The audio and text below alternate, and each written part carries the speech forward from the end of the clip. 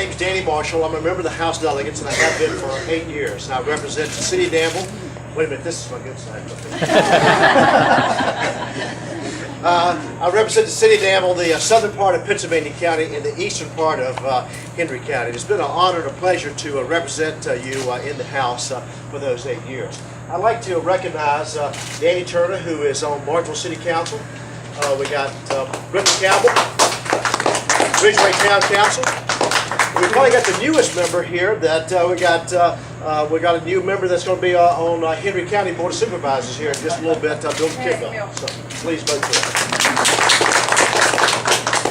Let me talk a little bit about what I have tried to do in my 8 years and what I want to do when I go back. And let me tell you a little bit about the committees that I serve on.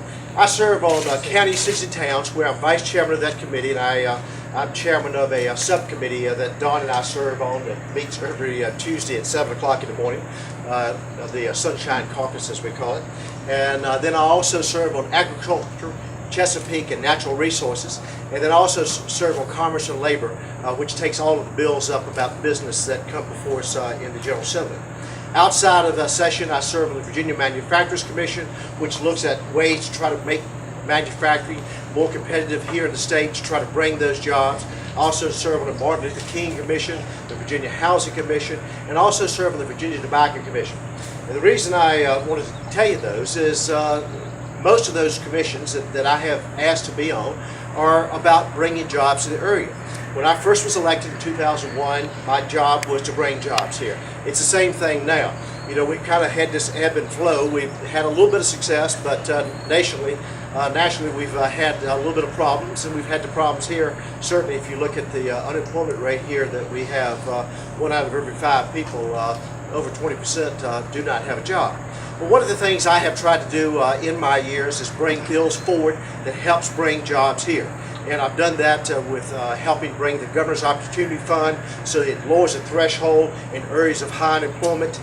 Bill Bolin asked me to carry that bill on his behalf about 3 years ago. It has worked. It has brought jobs here throughout South Side in areas of high unemployment.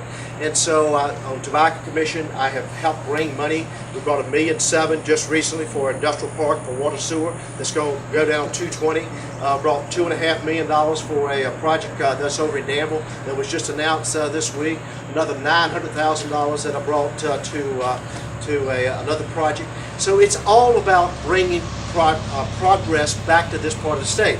You know, I've lived here my whole life. I remember when this area was one of the most wealthiest areas in Virginia. And I remember when we had those good paying jobs here. Well, we need those jobs back here.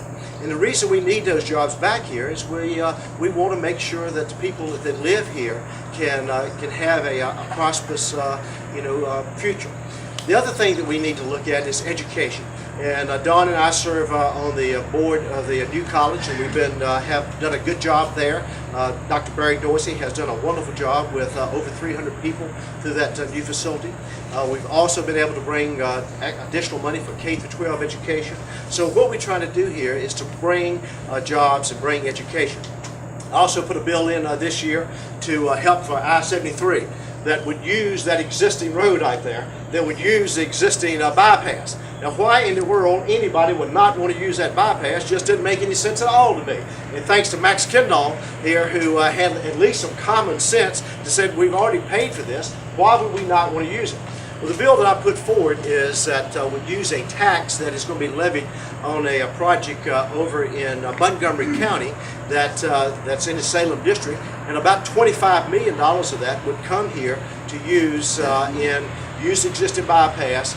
And it says that $25 million would start the bypass at the north at 58 and then go north. Passed the House. My friends in the Senate did not pass that.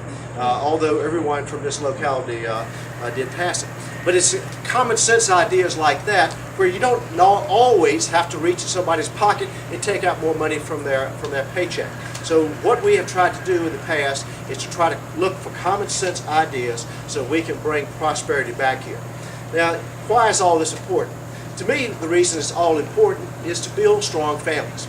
And you know, that's why we want a job, that's why we want education, that's why we want transportation here, is so we can build strong families.